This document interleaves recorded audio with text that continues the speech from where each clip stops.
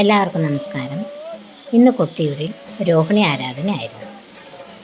ജനലക്ഷങ്ങളെ സാക്ഷിയാക്കി ശ്രീ കൊട്ടിയൂരിൽ രോഹിണി ആരാധനയുടെ ഭാഗമായി നടന്ന ആലിംഗന പുഷ്പാഞ്ജലി നടന്നു.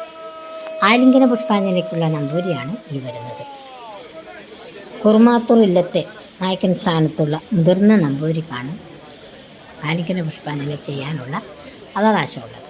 കഴിഞ്ഞ വർഷം ആലിംഗന പുഷ്പാഞ്ജലി നടന്നിരുന്നില്ല. ചടങ്ങ് നടത്തുന്ന അവകാശി അദ്ദേഹം ജീവിച്ചിരിക്കുമ്പോൾ മറ്റുള്ളവർക്ക് ആ ചടങ്ങ് നടത്താനുള്ള അവകാശമില്ല. അങ്ങനെയാണ് ഐതിഹ്യം.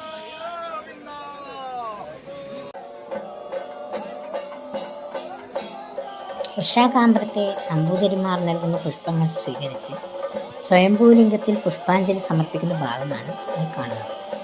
അതിനുശേഷമാണ് സ്വയംഭൂലിംഗത്തിൽ ഗാഢാലിംഗനം ചെയ്യുന്നത്.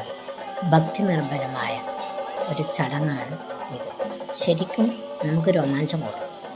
ആ ഒരു ഭക്തിയോടുകൂടി നമ്മൾ വീക്ഷിക്കുകയാണെങ്കിൽ തീർച്ചയായും നമുക്കൊരു എന്താ പറയുക, എനിക്ക് ആദ്യമായിട്ട് കണ്ടപ്പോൾ ഭയങ്കര കരച്ചിൽ വന്നിട്ട് ഭഗവാനെ ആ കോപം ശമിപ്പിക്കുന്ന ആ ഒരു ഭാഗം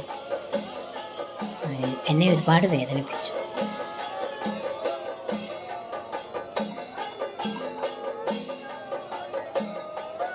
ആലിംഗന പുഷ്പാഞ്ജലി നടക്കുന്ന ഭാഗമാണിത്.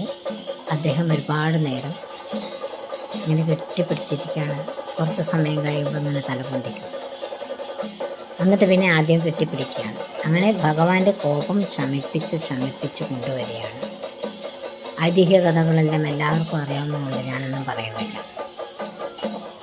കൊട്ടിയൂരിൻ്റെ മണ്ണിൽ ജനിക്കാനും ഇതൊക്കെ അനുഭവിക്കാനും ഭഗവാനെ എല്ലാ ദിവസവും തൊഴാനും ഉള്ള ഒരു ഭാഗ്യം സിദ്ധിച്ച ഒരു വ്യക്തി എന്നതിൽ ഞാൻ വളരെ സന്തോഷവതിയാണ്.